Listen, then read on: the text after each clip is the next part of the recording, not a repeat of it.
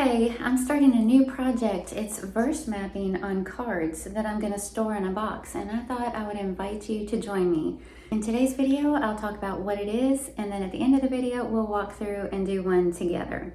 Thank you for joining me here. It feels like it's been a while. This week didn't quite go according to plan. You know how those weeks are. You make plans, something happens, things go a little bit differently. I actually even blogged about it, so if you're interested in checking it out, I'll share the link in the description box below. But now things are getting back on track and we're playing catch up a little bit. I have an easy meal in the crock pot for dinner, which, by the way, if you're interested in that, I'll share the recipe to that too in the description box. But I'm excited to get back into doing some Bible study and Bible marking with you. So today we're going to try something called verse mapping, which is just the textual Bible marking that we've talked about before, when you print off a text and then mark up all the observations that you make. But I'm calling it verse mapping because keep running across that term, and maybe people are more familiar with that. So we're going to verse map on index cards and store it in a box. The box that I ordered for this was a plain wooden box. I'll share the link to that if you're interested in below. I thought I might pull out my acrylic paint pens and put my name on it and my favorite verse and some decorations. And then I remembered that my daughter-in-law Janelle is so good about that kind of stuff, and I asked her to do it for me, and she did, and it looks amazing. You can use a regular index card box. You can use a recipe box. One thing that's neat about the recipe boxes is some of them have a little slit on the lid where you can prop up your recipe card, So it'd be neat if you marked up a text and then propped it up on the top of the box so you could see it throughout the rest of the day or until you do another one. So that'd be kind of cool if you choose one of those. There are plastic ones. I even saw some index card holders that were like soft-sided, made out of linen blends. So there's all kinds of options. You could have fun choosing them or just use something that you have around the house already. You'll need some index cards. The one I ordered came with multiple colors like this, which I think I would have preferred white, but colors are fun too. It came with all these different divider tabs, and then you'll need something to mark it up with. So this is the fun part also. I'm gonna be using these Crayola Twistables, and then I also have a whole collection of different colored pens. I'll be using these to mark it up as well. And then just pick out the verse. What verse do you wanna mark up? You wanna keep Bible nearby so that you can look at the context. You're going to want to read the verses leading up to it, the verses after it, so you can keep the context in mind while you're zeroing in on this one verse.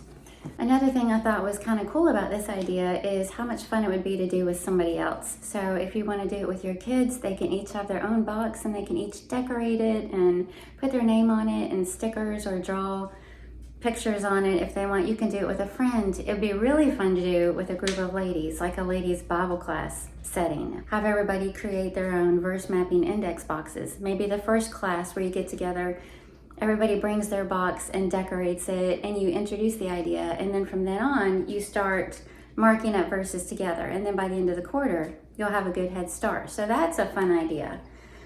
How does it work? Basically, you just write out the verse. You mark up your observations. If you've seen my textual Bible marking videos, I look for names of deity, repeated words, lists, comparisons, contrasts. You can look up words in the original language, just whatever observation you want to make. Jot down some summary statements. What do I learn about God? What do I learn about myself? How can I implement this in my daily life? So you can do it however you want. When you're done studying the verse, you can even draw some kind of creative response. For instance, if you're looking at Romans 12:1-2, the part that talks about being transformed, maybe you draw a butterfly in the margin right next to it. So the sky's the limit. You can do whatever you want. I also failed to mention that I chose to use 4x6 cards. Obviously, index cards come smaller. If you want to do 3x5, you could do that. I just wanted to make sure I had plenty of room for whatever I felt like marking up on the card. So let's talk about some tips for success. First of all, start with a prayer. Pray that you'll have an open heart and that you'll be able to see clearly, that you'll come to the text without baggage, that you'll be humble as you read through the text. Number two, don't rush. This is one of those things where you just want to kind of quiet down, find a space somewhere, spend time on each word. You know, since you're only doing one verse, it won't take all that long anyway, but try not to rush through it. Number 3, use lots of visuals. The idea is to mark up the verse with as many observations as you can make. So underlining, circling, squares, squiggly lines, stars, asterisks, hearts, whatever you want to do, in all different colors. Number 4, make it personal. This Bible study is for you. So what did you learn about God, and what did you learn about yourself and your own heart through your study? And then number 5, end with prayer. So you're sandwiching your study with prayer. In the beginning, asking for humility and an open heart. In the end, asking for conviction, acceptance, strength, if there's any changes you need to make. Okay, let's spend a few minutes talking about some benefits. First of all, it's easy. One verse a day. Maybe one day you feel like doing something from Psalms or Proverbs, or maybe you feel like doing something that Jesus said. There's a beginning point and an ending point to your Bible study. Another benefit is it will help you understand the Bible deeply. You're just camping out on a portion of Scripture and looking at it word by word. And so it's going to help with your understanding of God's Word. Okay. All right, Ollie wanted to come say hi. And then another benefit, and this is probably one of my favorites, is such a visual study. Anytime you can read the Word, hear the Word, and then engage with it and see it and mark it up, it's just another effort to help you lodge it into your heart, to help you remember what you have studied. And a lot of learners benefit from visual aids to their study. And having this visual type approach to study helps your mind almost take a photograph of it. So maybe you don't recall every single word that you looked at in the verse that morning, but later in the day, your mind is going to recall this visual snapshot, and it's going to help you remember what you studied. Another benefit, it's just fun to do. It'll be fun to do with your kids, your friends, your family, your church family. Another thing, it'd be satisfying to see your collection growing as you're adding verse by verse to the box. It'll help with scripture memorization, as we've already talked about, having that extra visual emphasis.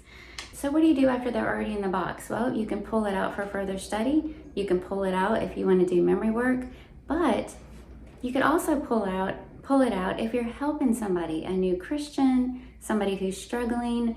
Instead of just tucking a verse into a card that you're sending them, tuck in a verse that you have mapped out and camped out on, and just tuck it in there and send it along with them. If there's somebody that you're trying to help grow in their Christian walk, if your kid has gone off to college and you want to send little reminders to them of God's power and His Word, tuck it in a card and send it off. Tuck it into your kids' backpacks, tuck it into their lunch boxes. And then finally, another benefit is you can place them around your house or your office or in your car for reminders of God's Word throughout the day. So all kinds of benefits. I'd love to hear some more if you've come up with some. And let's go ahead and get started marking one up together. Okay, are you ready, Ollie? Should we do that? Yeah, he's ready. So let's quickly run through one of these together. There's no wrong way to do this. You can mark it up however you want. The first thing I did was write down my scripture reference, which is Ephesians 4:32. I wrote out the verse. Up here in the top right corner, I put today's date. I put the translation that I'm using, which is the ESV. And then I also put a little background information. I put that it was written by Paul to the Christians at Ephesus. And we're just going to be camping out at this one verse. But remember, you're going to want to take the time in your personal Bible study to go back and look at the context. Read the verses leading up to it. This verse is at the very end of the chapter, so read the next few verses to get a better idea of what's going on in this letter. Just like with our textual Bible marking, the first thing I usually do is look for references to deity. I've got a colored pencil here, and I see that we've got God, and we also have Christ in this verse. And I typically note deity names in yellow. And then I'm going to start looking for repeated words. And one repeated word that's a clear standout is forms of the word forgive. We have forgiving. And you can make this tidy and pretty, however you want to do it. We have the word forgave right here.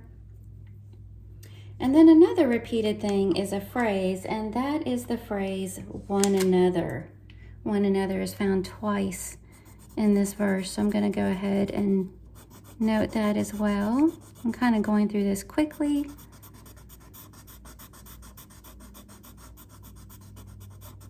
Now I'm going to start camping out on the words themselves. And the first word that we have here is the word be. Now, I like to look up words in the original language. This is a pretty simple word. You can use the Logos app, you can use Bible Hub, all kinds of tools online if you want to do that. And the word be means to produce, create, or perform. So I'm just going to write that up here in the corner next to it. Produce, create, perform. And then we have the word kind. Be kind. And what I'm noticing is a list. Be kind, tenderhearted, and forgiving. So maybe the first thing I'll do is note that we have a list and there's 3 things. We're to be kind. I'll put a little number 1 by the word kind, a little number 2 by the word tenderhearted, a little number 3 by the word forgiving one another. Okay, so if we were to look up the word kind in the original language, what does that mean? And you could write out what the word is in the Greek if you want. You certainly don't have to. It looks like it's Christos. Not sure how to pronounce that. But it means good, loving, and benevolent. Good, loving, benevolent. And I looked it up in the Logos app, and when you do that, it tells you other verses where this exact same word is used. So one of them is Romans 2:4. I'm going to put in parentheses underneath it, see Romans 2:4. The reason I chose that one is because what it says, Romans 2:4, or do you presume on the riches of his kindness and forbearance and patience, not knowing that God's kindness is meant to lead you to repentance. So this verse refers to God's kindness. He's already been kind to us, so be kind to one another. See Romans 2:4. So what would we note about to one another? I would probably just note that this is fellow Christians. Remember, Paul is writing this letter to Christians. Be kind to one another. May we never be guilty of being kinder to people in the world or strangers than we are our own brothers and sisters in Christ. We're to be kind to everyone, especially fellow Christians. And then we have the word be tender-hearted. So I'm going to circle that word. And when you look that up in the original language, the word means compassionate and sympathetic. Compassionate, sympathetic. One of the things I took the time to do was compare this to other versions. This is the ESV. How does it read in the New King James? How does it read in the New American Standard or the NIV? And the only difference was that sometimes this word tenderhearted is translated as compassionate instead. The next word we have is the word forgiving. Forgiving one another. And that is the word charizomai. charizomai.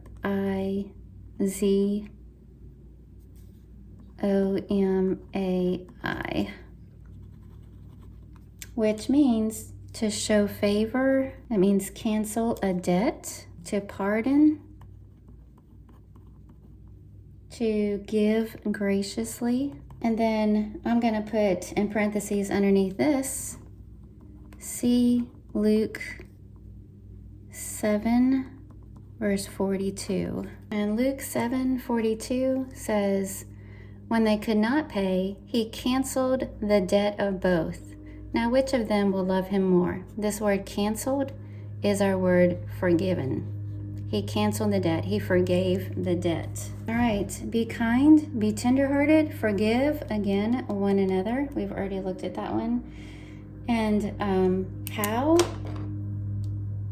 As God in Christ forgave you. So I'm going to put how, the question how, right here.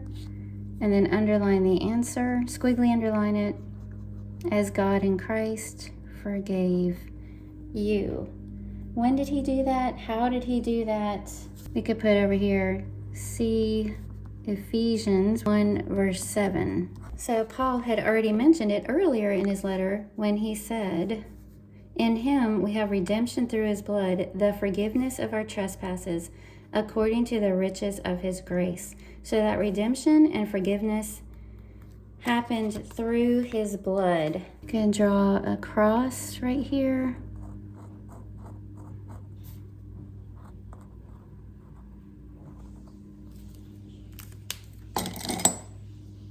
Maybe draw some blood.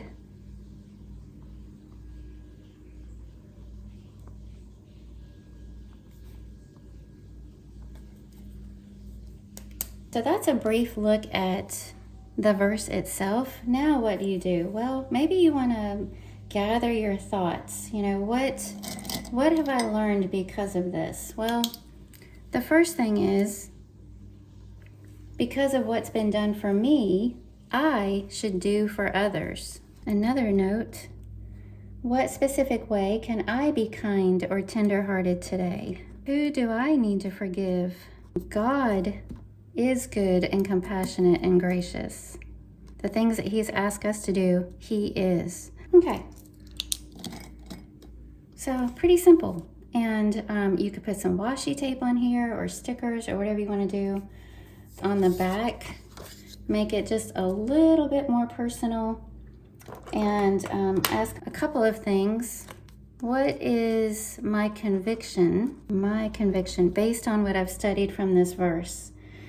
And I would say the good that I perform, remember, be kind to one another means to perform.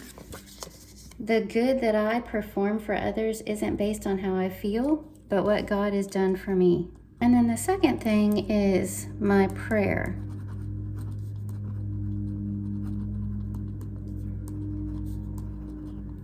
And on this one, so help me, Lord, to be consistent in kindness, be kind to one another.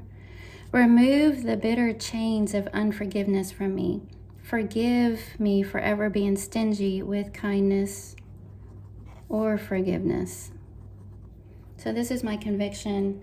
This then would be my prayer. And that's all there is to it. Ephesians 4:32, verse mapping on a card to tuck into my box.